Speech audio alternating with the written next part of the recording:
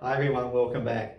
If you're enjoying what I'm doing and want to support me, please just press like and subscribe. What happens when I get a bigger number here on the index than I get there?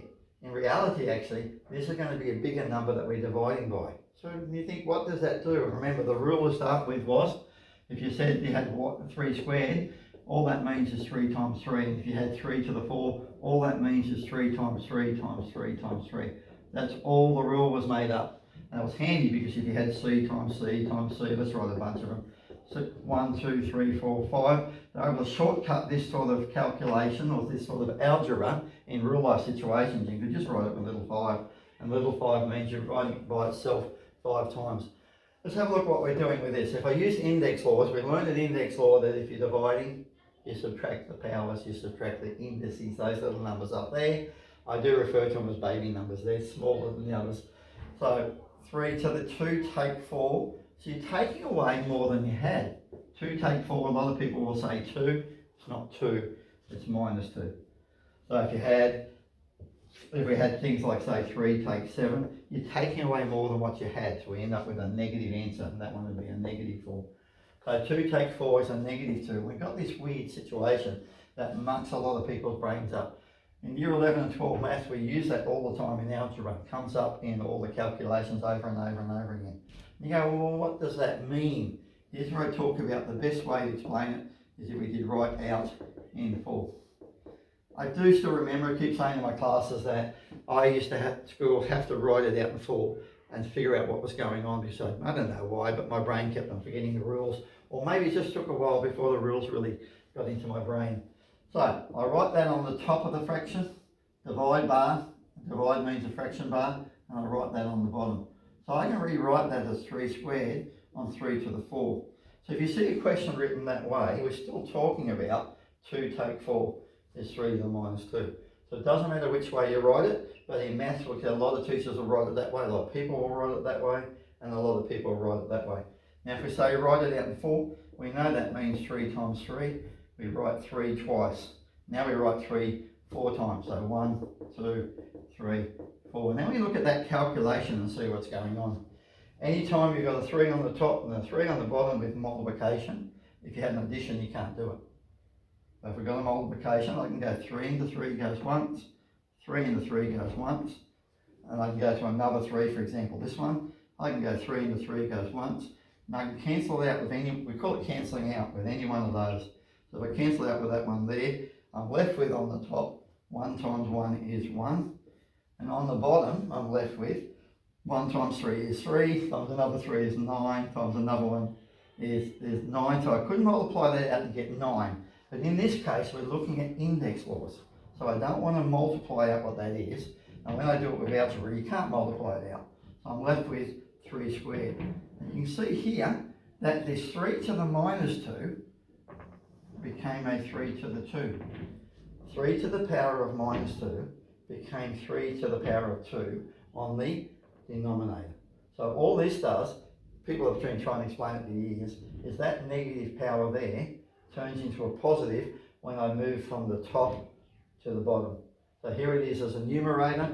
It's sitting there, it's not on the bottom of a fraction, so it's a numerator, it's a top, and it goes to there. So if I did it the same here, by the index laws, 2 take 5 is minus 3. If I write it out in full, and I put that on the top, so I've got an m squared divided by an m to the 5. And so how many m's do I have? I've got 2. How many m's do I have? 1, 2, 3, 4, 5. Any letter on the top can cancel out with any letter on the bottom if we're doing multiply and dividing it. So if I had an addition there, I can't do it. If I had an addition here or there, I can't do it. But because it's all multiplied with a division or as a fraction, I can go m into m goes once, m into m goes once.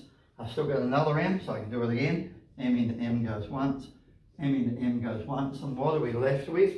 We've got 1 times 1 is 1. So it's not 0 on the top. It's not nothing on the top. And on the bottom we've got 1, 2, 3 m's. So we don't write it as 3m, we write it as m to the power of 3. And again, have a look what's happened.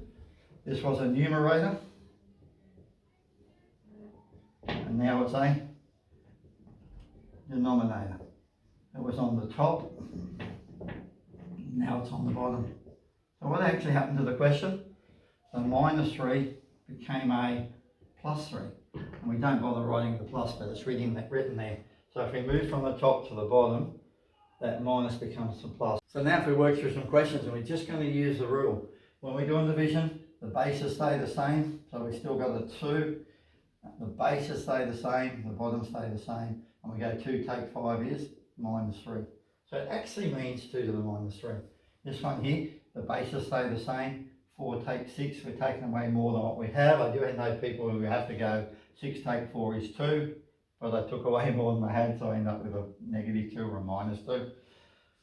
So 3 take 5, the C's stay the same. Now we're doing it with letters instead of with numbers. So really the whole purpose of this is so we can do the algebra involved. 3 take 5 is a minus 2. Now if I wanted to go back to those, I could write that as 1 on 2 cubed. It's a negative, when it goes to the bottom, becomes a positive. So I could write that if I wanted to as 1 on 3 squared. So the negative becomes a positive. I could write that as 1 on c squared. So the negative on the numerator becomes a positive on the denominator. So this one ends up being c to the minus 1. So you go 4 take 5 is minus 1. And this is where it tricks people, mucks people up. This year again, I put an asterisk next to it, and the night before a test, I look for all those asterisks. And maybe I'll write it on red pen and make it stand out a bit more. We know we're going to write 1 over. And it's actually a C with a little 1. So what happened to the negative? The negative there, the negative became a positive. But we don't have to write the positive, and we don't have to write the 1, so it's actually 1 over C. Have a look at this one here. Now we've got algebra written that way instead of written division that way. Still works the same. 2 take 6 is minus 4. So we're left, if you look at the original question, we've got more x's on the bottom than we had on the top. So if I rewrote that the other way, you know it's going to be 1 over, and later on it won't be 1 over, it could be 2 or 3 or 5, anything. And we write that on the bottom, it's an x to the 4th. So if we look at this one here, 4 take 5 is minus 1, and the bases stay the same. And then what does minus 1 mean? It means we've still got a 1 over, and instead of writing n with a little minus 1, it's n with a 1, and we don't have to write the 1. Getting a bit long in the video, but this is what mucks people up. This is actually a normal 5 divided by a normal 1. So 5 divided by 1, how many 1s go into 5? This was talking about a minute ago, that we can end up with a 5 there, not a 1. And then what do we do with the 2 and the 6? We subtract them, and that's a minus 4. How do I rewrite that? Now what's the trap? The minus 4 only sits on the x. So the x to the power of 4 goes to the bottom, to the denominator. So that's an x to the power of 4 on the bottom. And we're left with this 5, it just stays on the top.